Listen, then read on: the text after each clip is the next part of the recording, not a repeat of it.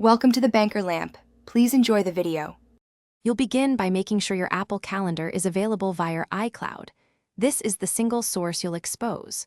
Once done, export the calendar as an IX file from iCloud.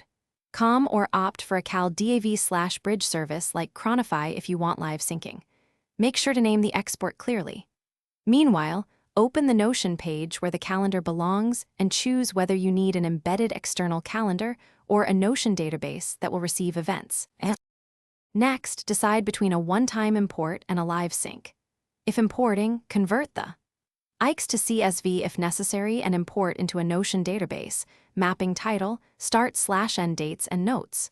If you need live updates, configure your chosen bridge, enter iCloud credentials securely, authorize access, then generate the integration or webhook URL for Notion. Make sure to map fields consistently and confirm the time zone settings to avoid shifted events. Test with a single event to verify mapping before continuing. Finish by confirming that events created on Apple Calendar show up in Notion and vice versa if two-way sync is configured. Once confirmed, tidy your integration settings and document sync frequency. Many bridges poll every few minutes.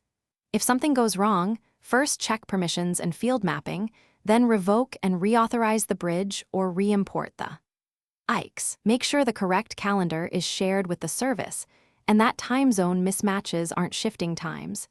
This single check resolves the majority of sync errors. Thanks for watching. If this was helpful, leave a like and consider subscribing. See you next time.